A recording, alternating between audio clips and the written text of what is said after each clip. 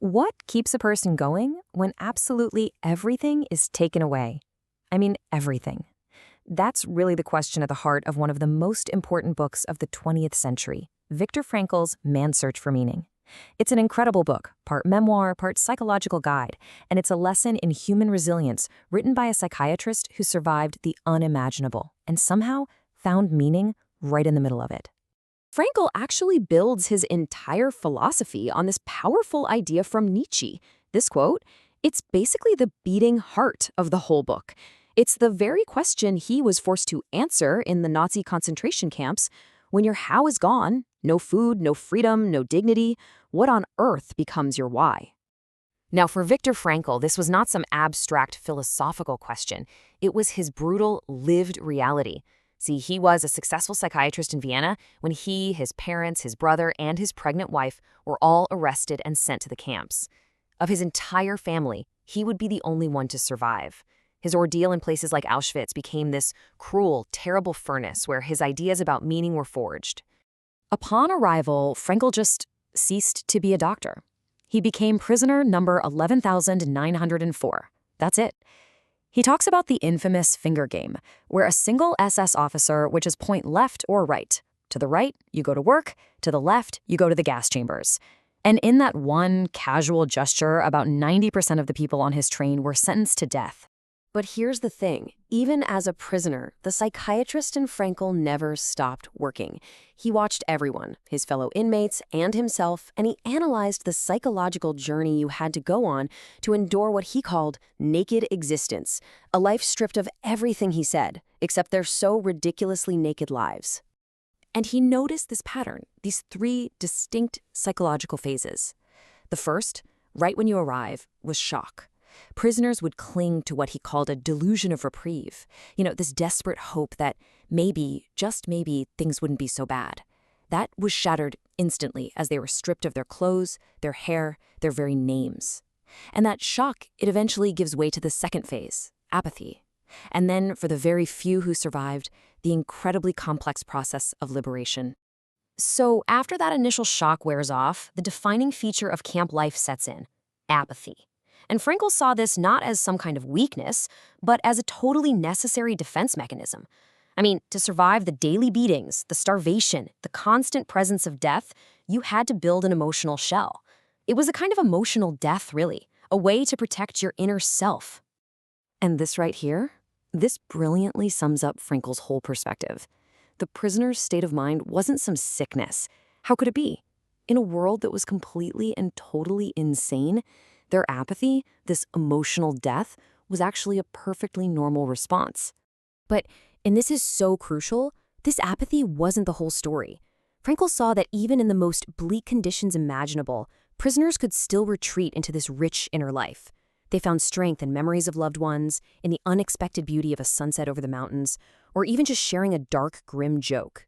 Frankl himself had this profound realization while he was being marched to a frozen work site. He started vividly imagining his wife, having entire conversations with her in his mind. He had no idea if she was even still alive, but he realized it didn't matter. Her love was present inside him.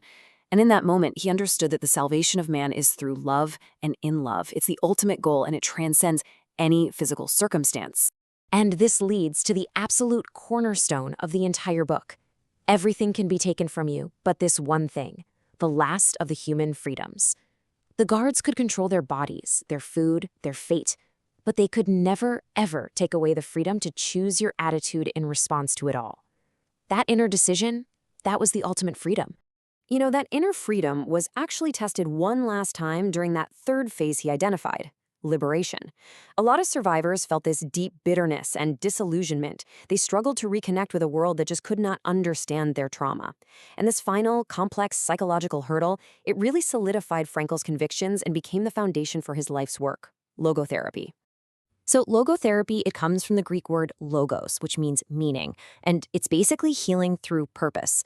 Frankl argued that the primary driving force in us humans isn't pleasure, but this profound will to meaning, this deep innate desire to find a purpose for why we're here.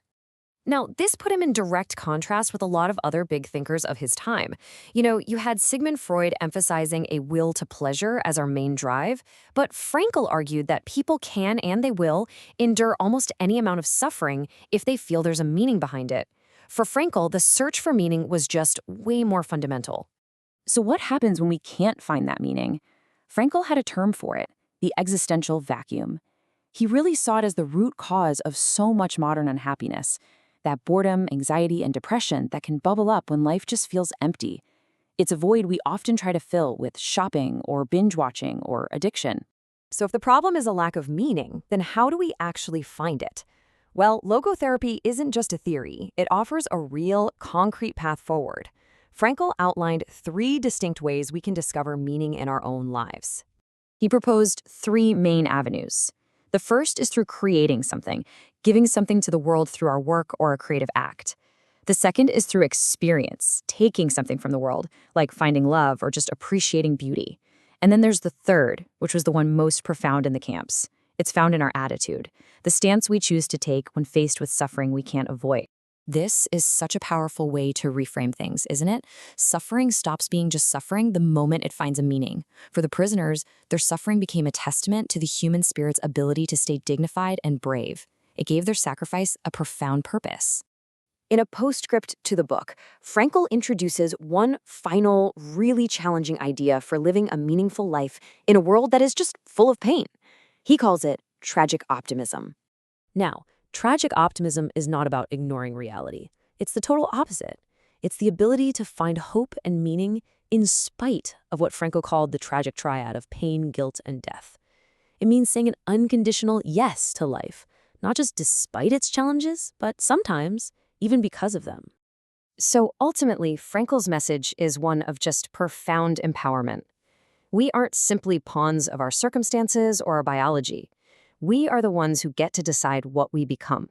We are responsible for our own meaning.